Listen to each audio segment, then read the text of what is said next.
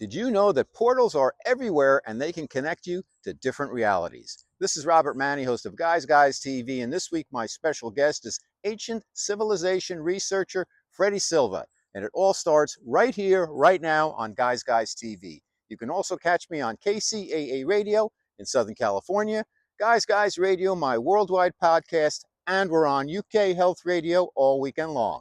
Guys TV, Guys Radio, thanks for your support. Okay, Guys Radio, we're at the interview portion of the show, and today we're going to talk about portals.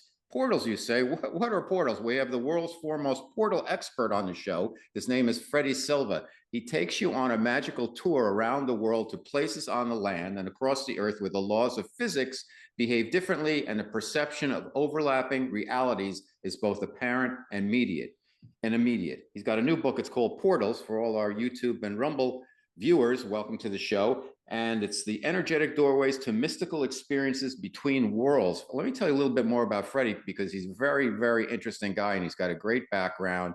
Let me see. Freddy is a best-selling author. He's written about 5 or 6 books. He's a leading researcher on ancient civilizations, restricted history, sacred sites, and their interaction with consciousness. He's also, as I mentioned, a leading expert on crop circles.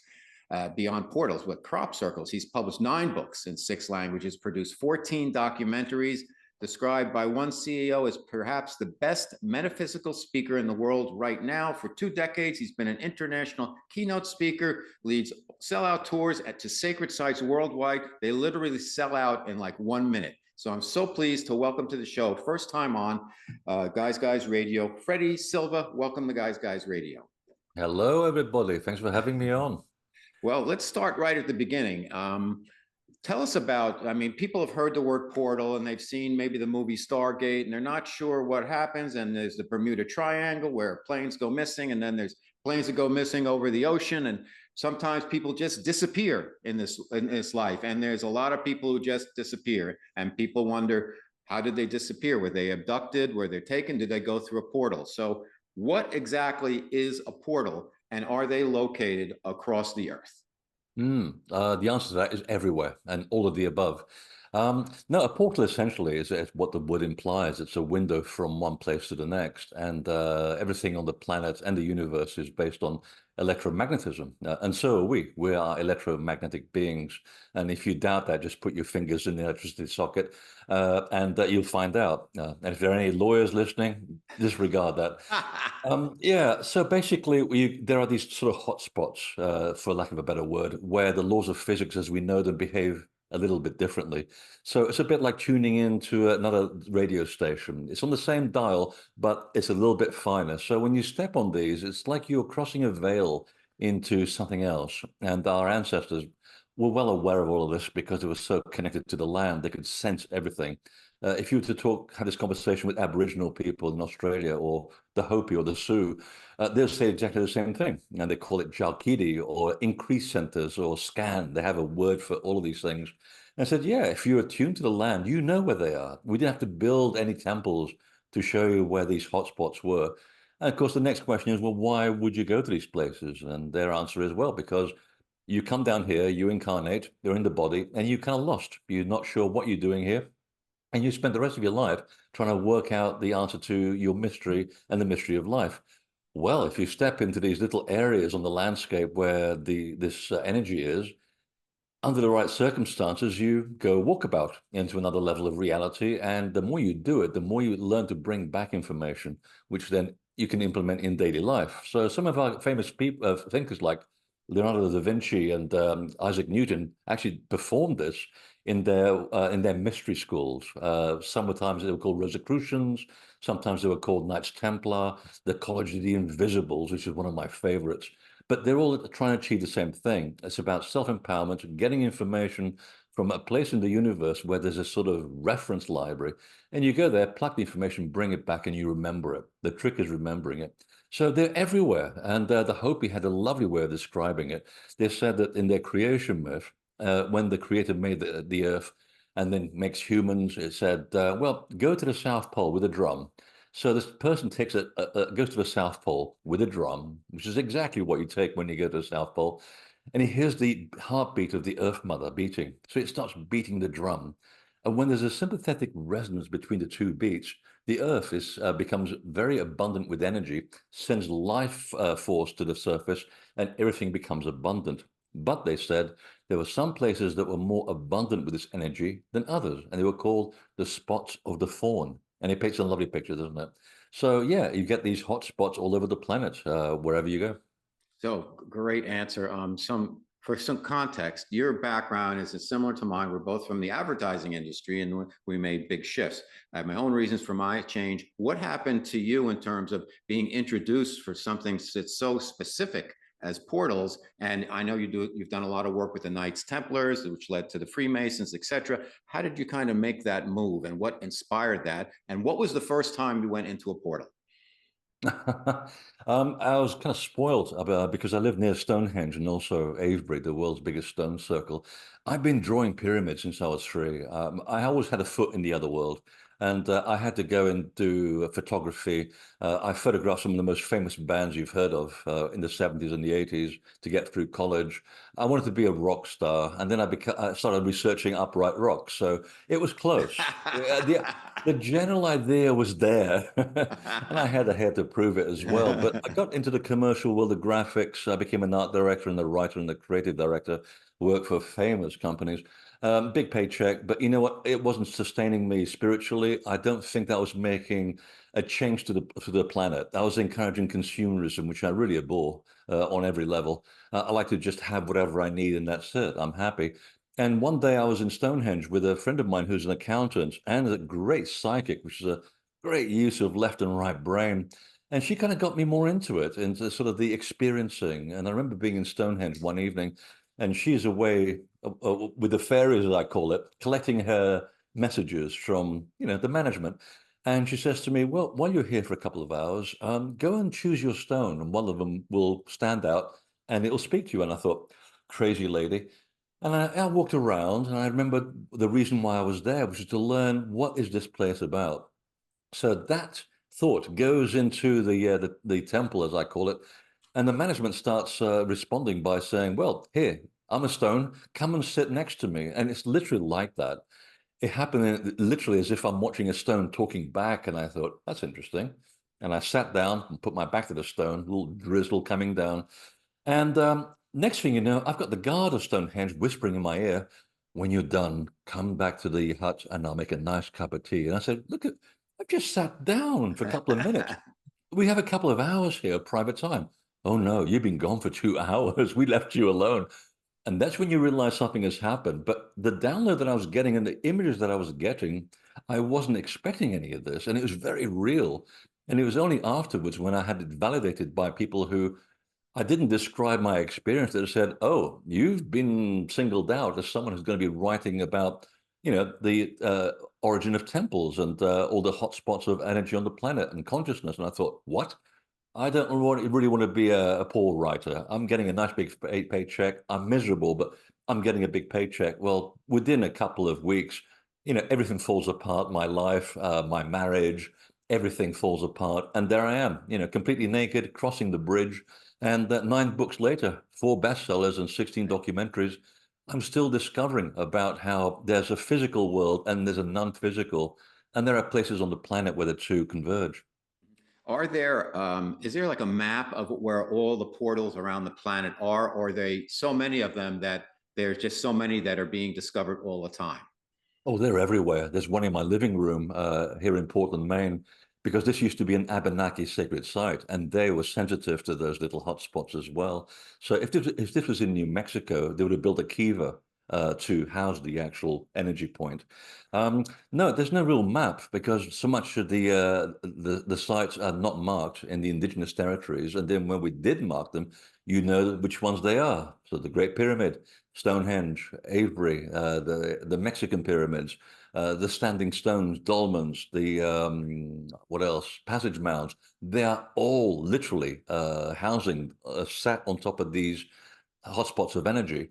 And the Egyptians actually nailed it very well. They said, "We're building this as an insurance policy because we can sense this stuff, but we can see in the distance when people will become enamored with the physical world and probably go shopping and get cell phones and stuff. And they will forget that they have these self-help centers everywhere. So when you forget who you are or why you come here, we're going to put a temple, a bloody great big building, so that the stones are not going to go away, and you'll know where to go. And I think they absolutely got it right. So everywhere around the world where you find people who've been performing ceremony, or they go to do spiritual work, or they built a temple, that's where you'll find them. Fantastic. My special guest on Guys Radio, Freddy Silva, best-selling author, leading researcher of ancient civilizations, restricted history, sacred sites, and their interaction with consciousness. The big cities around the world. I mean, I know there's portals kind of spread out along the countryside, but London, New York City, LA, Tokyo, are there portals throughout those cities, and have they been identified? Oh, absolutely. London's a very classic example. It's much older than we think. It was originally populated by the Welsh. So the English are the Johnny come lately of the country, funny enough. Hmm. And if you look at the three original Parliament mounds, as they were originally called, they're places where you can speak your truth. And literally, there are these sort of dimples on the landscape. And that's where what formed the law-giving centers of the south of the country. And there's three of them that survive. One of them is on Parliament Hill, obviously enough, which is in Hampstead Heath in North London. Beautiful, beautiful old place. The next one is, let's see, it's where the Tower of London would be built 4,000 years later. So there's a massive sort of mound there. The Tower of London was put on it. But originally, it was a place where the heads of the deceased kings and queens would be placed in order to leave their energy behind on the exact hotspot of energy that controlled the entire land. So it was a very mystical view of the way that humans are interconnected with these sites. And the third one is pretty obvious. It's Parliament in London. You can tell because the name that they gave them was the Tot Mound. So at the end of Tothill Street, there's the Parliament buildings of the British Parliament. So they knew what they were doing. They became seats of power. And the best part that I love is that when you connect these around the world, they form perfect right angle triangles or perfect equilateral triangles. And it's not a landscape like this. You're talking about going up, going Hmm. down, across rivers, seas. And I don't know how they did it. It's an incredible technology. So they are everywhere. In fact, I was having this conversation with someone in New York the other day, and they said, yeah, it'd be great to have a portal here in New York. I said, I know a couple of very nice ones. One's in Central Park.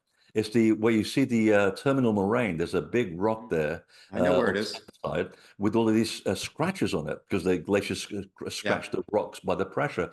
There's one right there, and I swang right into it, and it's like, yeah, I'm away with the fairies here.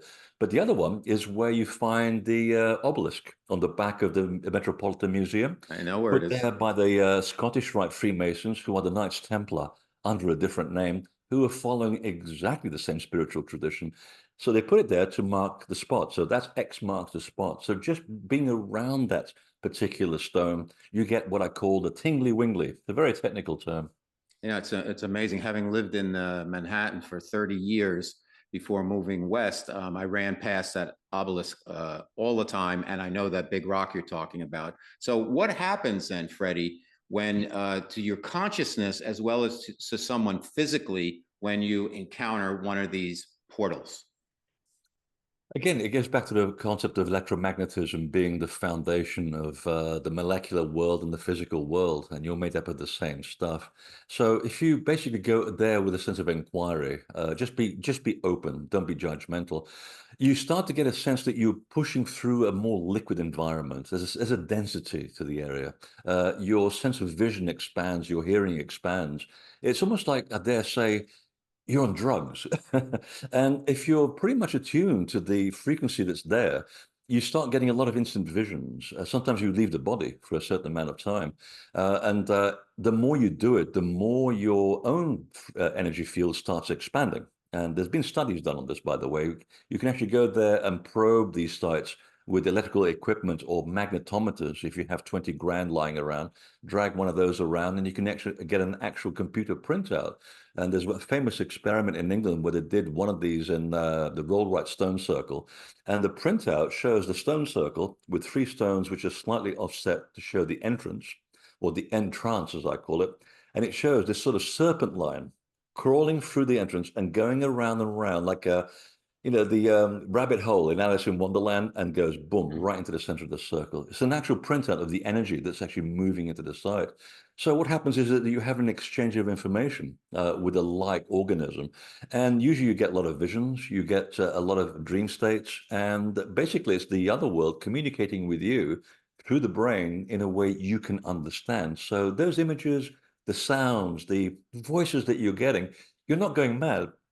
That's the universe or the management trying to communicate with you about something that you took there. You took an intention or a thought or a question, and they're responding. So it pays attention to look at all of these things because great people have done incredible things in their lives just by interacting with these.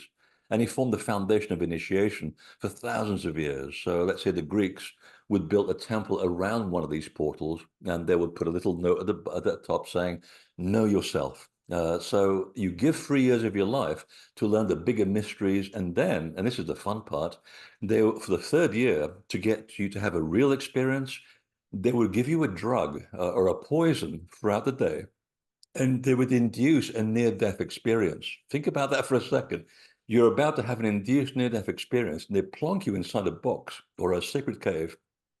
They would close the lid, and 3 days later, you would be declared risen from the dead. And that term dates to 8000 BC in Japan. If there are any people who are following the Christian tradition, it was not new by their time. They'd already been doing that. People were leaving the body, literally, the soul would leave the body, return with information, and they'd be totally aware, unlike a dream state, of where they've been, who they talked to, and the information they got. So it's pretty powerful stuff. Absolutely amazing. Now, because there this powerful stuff, do two questions here. One is, do you need to do any grounding work or protection? And is there anything to be concerned about when you're a regular person and you're on a trip, maybe with yourself and one of your groups, and you encounter a portal, or if you just stumble upon one on your own? Oh, it's a very good question. In fact, I had a lot of people saying, well, portals are dangerous, and I've seen this on YouTube and blah, blah, blah. I said, well, if it's free, you get what you pay for. No, what you take there is what defines the experience. And one of the things that the initiate schools were very big on was control of your emotion, okay? Energy and motion, lovely word. And also your fear. If you take fear with you into this place, it's like a duplicating machine. It will copy and give you all the fear that you want, and you will drag dark stuff out of there. But if you go there in a balanced state or a light state, you're going to get that as well. So the trick is to let go of the fear and the expectation as well. Because if you go to these places, let's say you're going into the King's Chamber of the Great Pyramid, which is a classic example. Everybody wants to go and have the experience because they paid for it. And the one thing I always tell people is nothing is going to happen if you're expecting it. Trust me on this because I've done it. If I go there just with a question or a thought, I'll let it go. I don't expect any outcome, and I'm pleasantly surprised every time. But the thing is, every time anyone goes there with a slight apprehension, by the time they get to the top of the building, they want to get the hell out of there because the building is self-protecting and it's saying, no, you're not ready to come here and drag dark stuff out of me. You need to go away and prepare. And some people actually go to the top, they come right out again. But if you go there prepared without any expectation and being very mindful of your environment, because you've got to expand yourself, eat less, for example, do a bit of fasting, take less of your physical body. And one trick that I do is to say to people, without thinking, how many sounds can you remember in the last 10 seconds? And they'll name two and they'll stop. Okay, go for a walk. Use your eyes, see everything, expand your hearing, hear everything, and come back. And they come back 15 minutes later and they can't stop talking. They can hear the grass moving. They can hear someone putting the washing 5 blocks away. I mean, your senses are so expanded. And when you're in that frame of mind, now you're walking to the Great Pyramid and you go, hello. And I can't tell you how many people I have found. And this is actually one of the central points of the book was bringing in people's experiences, which is why I love writing it. Is the fact that I can see this stuff now. I can see all this stuff happening as clearly as I'm seeing you. People coming out of the stones in the Great Pyramid, for example, and that changes your life. That'll get you out of advertising. And I'm thinking, okay, I wonder if anybody else can also see this. And we're in total darkness, by the way. And at the end of the meditation, we'll go back and have dinner, and I'll say, listen, Anybody want to share any experiences, even if it sounds crazy? I like crazy. It's fun. No Sure. judgment, nothing. Just say it. And at least half the group will say exactly and describe exactly what I saw happening around them and behind them. So I'm not making it up and I can validate it. And in fact, I even write it down on a piece of paper and fold it in my hand just to make sure I'm not going to make it up and just, I'm going to make you feel good by just nodding and saying, oh, yeah, you had the experience. No, it's actually on a piece of paper, and what you just told me is what I just written, so I can't make it up. So if there's a group sort of feel, then you get much more out of it.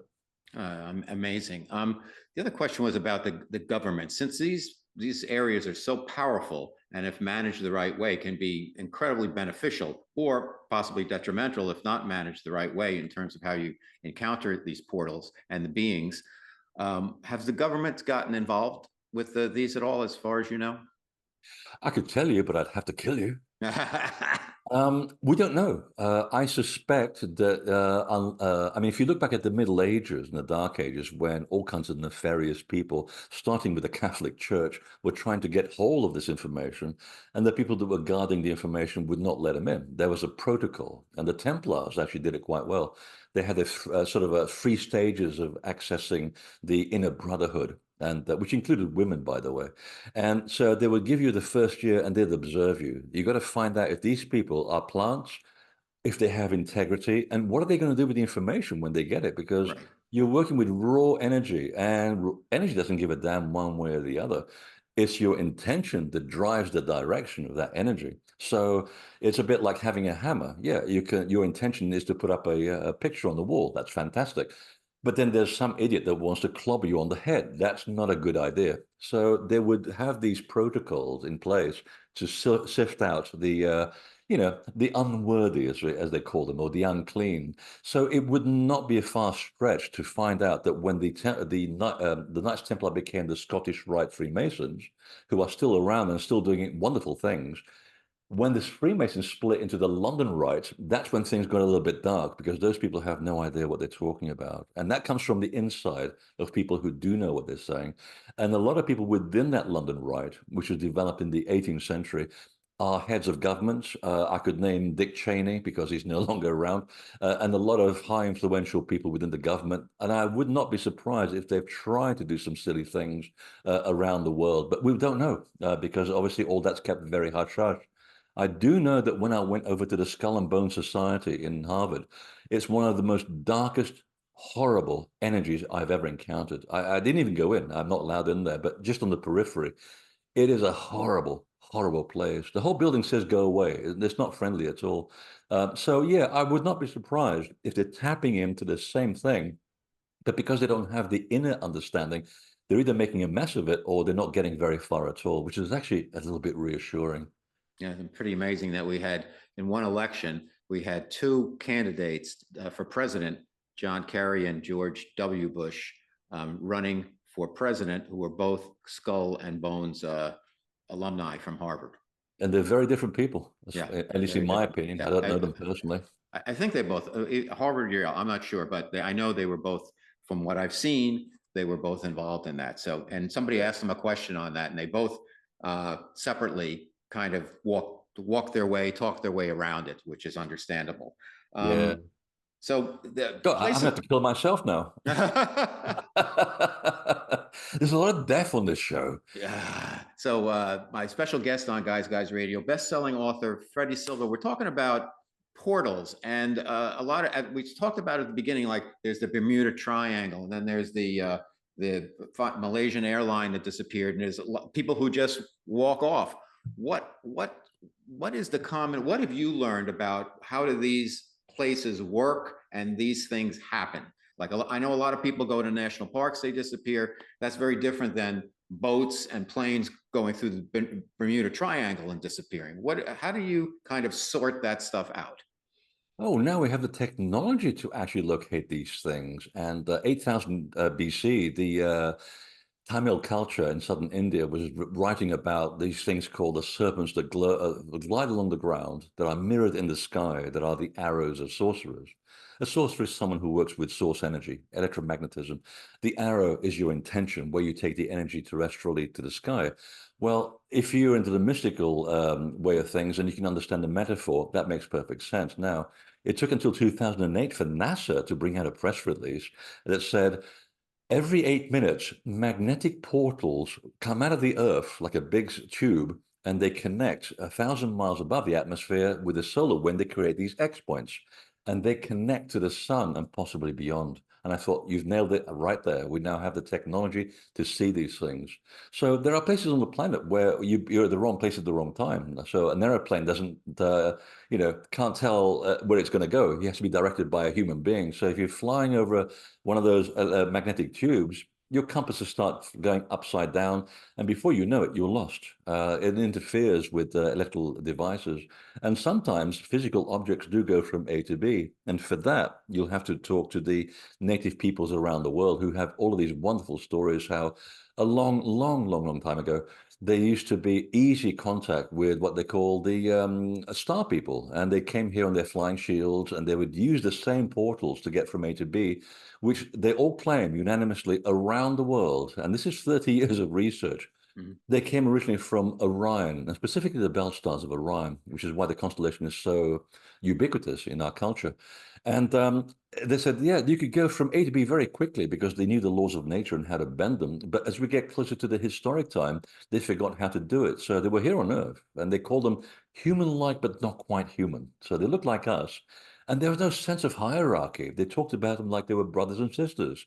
There's this wonderful relationship between the star people and human beings. And then they said, well, then there was a time when things developed and they lost the ability to get from A to B. So they developed these special buildings around the world to project their physical body back to where they came from.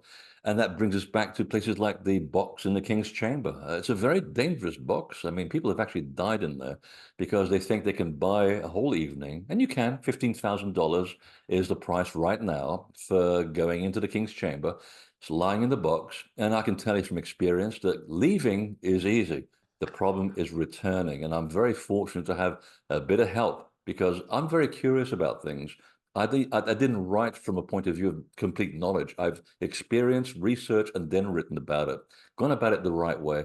And I was allowed to leave and come back and talk about it. And I said, wow, this is incredible. I've got to find out how this mechanism works. And it's all to do with the manipulation of the electromagnetic field, the gravity field, the use of specific types of rocks, which it is, because those rocks came from 400 miles away, and the type of geometry that's involved. These things conjure a kind of effect that allows you to go from A to B. So the traditions of our indigenous friends are not as far-fetched as they make out to be. They're absolutely right. And we now have the technology to actually prove that there's an energetic structure in these buildings around the world where unusual things do happen. Absolutely amazing. For yourself, Freddie, you've been doing this for a number of years now. And what has happened, if I may ask, to you? What has the overall experience done to you as a person, and how, if any way, has it changed your attitude on humanity? And are you optimistic or pessimistic? It depends on the hour of the day, I think. It's a touch and go thing. I am not the same person I was when I began this, but I always had a foot somewhere in the other world to begin with.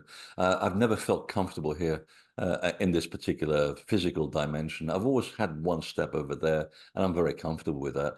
I just didn't understand what it was. So for me to experience, being levitated in a crop circle, which I didn't even think was even possible, which led to the writing of my first book, which then becomes an international bestseller. I had no plan to do that, so I'm not making it up.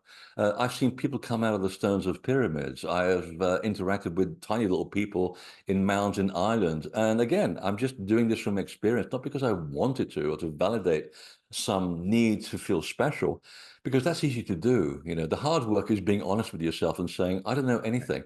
And you go there and you experience it and you go, well, that was interesting. That will change your life. And the fact that when I go around the world teaching about this, and I have to say I'm very guilty about contributing to the carbon footprint on planes, but I have to. There's no other way around it. I see people getting the information that I'm putting out there and giving them huge amount of references and saying, Don't take it for granted from me. I could be wrong, but you can check where I got the information from, and then you can find out for yourself what the truth is. It's about your truth. And I can see thousands of people reacting in a very positive way, empowering themselves and changing their lives. And that's exactly what we need right now. If you said this to a Maya person or an Egyptian person or a Tamil person, they'll say, yeah, we're in the middle of a change between one world and the next. And there's a 60-year window, so don't panic. 2012 was just the midpoint. But the thing is, that window opens and then it closes. So we're now in the second half of the closing of the window. And you might have noticed that things are getting a little bit black and white. Yeah. Chaos is everywhere. If you're a physicist, you'll say that's actually quite a good thing because there are two certainties in the universe, order and chaos. And the only way to go from one to the other is to have, let's say, if you're in a level of order, you want to jump to another new level of order because you've recognized what it does and what it doesn't do. Well, okay, now we're in a point where we've done it all, we've got the t-shirt. I want to go to another jump to another level of order. You have to break that order down to chaos to get to that point. So the chaos that we're seeing right now is actually, believe it or not, a very good thing. It shows that all the systems that we've relied upon for the last 2,000 years, they've come to that conclusion. They're Yeah. failing on every level possible. Mhm. And there's so many people now coming out this talking about this, about interacting with sacred space or reading the ancient systems of knowledge to empower yourself because we're the gods we're waiting for. The tools are all there, the help is there, but we have to actually implement it. So I'm seeing a lot of chaos, but I'm also seeing good things happening. And since we're in America, one of the I look at my mailing list, and one of the biggest groups is in Ohio, and you think Christian conservative Ohio, and you think you probably be burnt alive at the stake. I said, actually, more people come out of the woodwork when someone invites me to this town in the middle of nowhere that I have to find on Google Maps. And I said, okay, I'll show up if you can guarantee me a room full of people, and I go home with in the black. I'll show Right. up. And all these people come out of the woodwork and they're saying, yeah, we're just keeping a low profile, but we are implementing these changes, taking care of what we can take care of, and being the example, not shoving it down people's throats, just doing things by example. And that's the way to do it, you see. And Gandhi would have been proud of that method. It's like be the change you wish to see, build Yeah. your own garden the way you want it. The next guy is not going to like that, but that you are, the neighbor will. And that's how the change comes apparent. And the young kids today are also coming up with exceptional ideas, just at the same level that they're also losing themselves in social media. So there is a bit of a quid pro quo. You can't fix everything, you can't fix everybody, because every soul that's ever incarnated is here right now. 8 billion people, think about that for a second. Something is going on. This has never happened before. So some people come here as young souls and they just make a mess of it because they haven't got the experience. Other people seem like they were born enlightened and they're doing a lot of great work. So I wouldn't lose heart. I think if you keep your rudder in the right direction, keep the door open and stay stoic throughout the whole thing and hang out with some sacred sites, you'll be looked after. Mhm. It seems to me, Freddie, I'd love to get your thoughts on this, that a lot of people now, like even boomers and stuff, they're kind of waking up and they're trying things, ayahuasca, other things, external things, and it's kind of a vertical opening up. And then eventually they get to the point where they realize that the answers are within and you don't need the external. The external can be a trigger, but it has to come within, and your ascension needs to be vertical. Can portals and dealing with some of the beings you've dealt with, the shining ones, the green man, all of these type of things, can they help? I guess my question is, can all of this stuff help you in your personal raising, ascending, raising your frequency, etc., or is it being used by people as an external experience, like, check, I did that, I tried this, I tried that, which it's a good move, but it doesn't get you really where you need to go. I think it's both. It depends what your intention is. I see people who go there just to do what I call woo-woo work. And Mm-hmm. yeah, they'll do their woo-woo work and they're still, 15 years later saying, I've got all your books and DVDs and I've watched all the films on Gaia. And when is the change happening? I said, well, when you wanted to change, what are you waiting Exactly. for? Right. If you had a Navajo in the room, they just laugh at you and say, you're the God you're waiting for. You've got the tools because it's inside here. There's a guy 2,000 years ago that said it very well. His name was Yeshua ben Yosef. He says, the temple of God is in here. Right. And if there was a Hindu in the room or a Buddhist would say, Absolutely. The temple is right in here, and we can show you how to manipulate your own portal. Give us 9 months of your time. It's called the Merkabah, this light spirit body of Right, God. And basically, we are a geometrical shape vibrating at huge speed. So, if you had a really good camera, you could freeze your body right now, and Freddy wouldn't be here. You'd be looking at basically two inverted right, tetrahedrons right. spinning around each other, because that's what we Sacred geometry, right? is Yes. sacred geometry. And the idea that the Kriya Yoga people do in India is we will teach you in 9 months how to go within, move those geometric solids inside you, and have an inner journey and then empower yourself. You become enlightened, risen from the dead, whatever you want to call it. And then you take care of your own life. You tend to your own garden, apply those teachings every single day. The pharaohs had 42 phrases that they read to each themselves every morning to make sure that they're going to be a better person that day. I have not killed. I have not taken the baby away from its mother's milk. I have not plucked the fruit from the tree before its time. Beautiful things becomes condensed into the Ten Commandments. So they lost the other 32 somewhere along the way. But still, it's about self-development. And again, the tools are all there. It depends what you want to do with it and how quickly you want to do it. So we really are the ones we're waiting for. What are you waiting for? Absolutely. Wonderful response. Freddy Silva, best-selling author, leading researcher of ancient civilizations. The new book is Portal. It's a common sentience book. So it's Freddy's story and background on portals. And then there's a lot of individual other folks, their experiences with portals. So a couple of buzzwords that came out of the book, time travel, and also some of these different beings that I mentioned a little while ago, the shining ones, the green man. Talk to us about that, because I think our audience would be interested in, number one, time travel, and two, what are the types of beings that you can encounter through this portal work, and what can we gain from them and that experience? Oh, time is something that we have in the physical world, bears no resemblance to what happens in the rest of the universe. And I've known people who do a lot of research, including archaeologists and scientists, that go into these sacred sites and they think they've gone there to get a little sample, which takes 5 minutes to put in the bag. 3 hours later, they've left. And it's like, what just happened? Well, yeah, because you're at the time when these things are opening.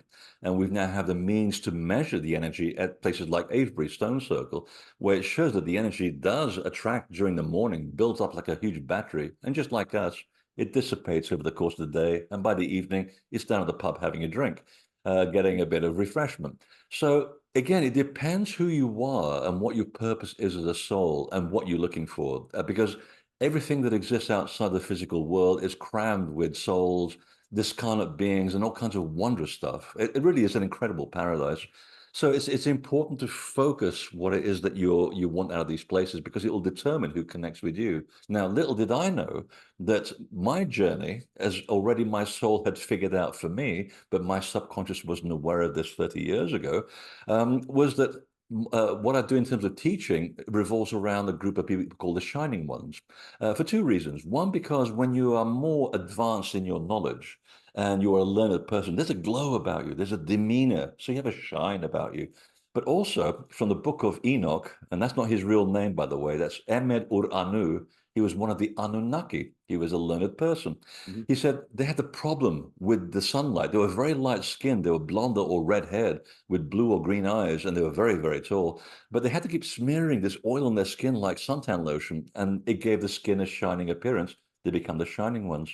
So those are the people that I interact with a lot now, all around the world. But there's sometimes when I'm looking for specific things about myself, about my journey, where I get people who basically lived as priests in the 8th century in Devon, in the south of England. And I figured, wait a minute, I was fascinated by that town and that particular person, but I didn't know why. So he's had that experience, and I go to these places, and there he is. He's feeding me information because it's relative to my experience, because he's done what I've done. So that's how it works. If you go there with an open canvas, it's going to be very confusing. Best to sort of focus, and then you'll connect with the beings who are basically your guides, your archangels, whatever you want to call them. I call them the management because they got a better sense of what's going on. Sometimes they got a weird sense of humor, so you got to be careful with them and give them some time. So that's how it happens. That's how it works. It depends on who you are, where you are, and your level of development, and what you take into these places. For the day-to-day person, just in their walk of life, if you will, what can they do, and can they identify portals, and how can they start working with them and working with kind of other dimensional beings, and how can they do this without putting themselves in danger, but do it effectively where they can gain the insights and gain the access to more information through downloads and channeling and whatever else can happen when you find a sacred space, sacred place, or a portal. Let go of fear, first thing. Let go of expectation. Be mindful. Do that simple exercise that I actually mentioned earlier. It really does work. It's a bit like driving your car. First lesson, you don't think you can do it, and you're sweating. Now look at you. You're driving everywhere. Once your energy field expands and becomes much more aware of your surroundings, and you sit down and you think, I'm not feeling too well today. I really need to go and connect with a place that makes me feel a bit more whole and tangible. Now, just let it go, and your subconscious will go, oh, I know exactly where that is, because your subconscious is already there. And you'll find yourself going out of the building and turning right for no reason, heading out to a coffee shop. I have one just near me. I know the woman that runs it, and she's a good friend of mine. And I asked her one day, why did you pick this building? And she says, because of the feel in the building. And it wasn't because of the rent. It was the rent is more expensive. And as a businesswoman, that makes no sense. There's something in the building. And I said, yeah, you realize that this used to be an Abenaki sacred site, and that's where they did their work here, their spiritual work. So a modern building in downtown Portland is now a coffee shop, and people like going there. I mean, yeah, the coffee is fantastic, but people go there as well, and you see it changing their demeanor when they leave because they're not expecting something. Something's actually transported them into another level of reality. So that's how it happens. It's that sense that you're connected with something greater than yourself, and you go home and you feel enriched in some way. And you may not be able to explain it logically, and don't even try. But the more you do it, the more you become second nature. And you do it after a year or 2 years, you can actually start directing certain questions. And if you don't know where they are, the old churches in Europe, the old Gothic cathedrals, they all stand on the old PowerPoints. If you're in South America, you've got the temples in Peru and Bolivia. If you're in North America, you've got the Native American mounds. No one's buried in these places. They're just marking the territory where these hotspots exist, so you know where to go. So go to the old sacred sites. That's a sure way of knowing that you connect, and just be sensitive to what's going on and listen to the coincidences. Amazing, amazing work. Freddy Silva, my special guest on Guys Radio. Portals is the new book, Energetic Doorways to Mystical Experiences Between Worlds. We only scratched the surface, but you're just absolutely amazing. Well, Freddie, I'd love to talk to you again about crop circles and your other books. But for right now, where can everybody find out more about your trips, your tours you go on, and where they can get the book and your website, Invisible Worlds? It's oh yeah, the tours. They're selling out in 50 seconds. So I have to correct you there. I spoil people. I really do spoil people. We have a great time. We get a lot of work done. So invisibletemple.com is everything Freddy Silva. Great. Okay. Well, thank you so much for being on the show. I hope you'll come back and Thanks for having me on. keep doing the great work you're doing. It's absolutely fantastic. And you really have put in the work, and you are an expert, and you go deep and you go long, and it's very tangible and it's very interesting. And I learned a lot, and hopefully our audience did also. So thank you so much, Freddie I hope Silva, so. for visiting us. Appreciate you. If you enjoy the guests and content I bring you each and every week to Guys TV and Guys Radio, please support us by subscribing to our channels and platforms. Thank you.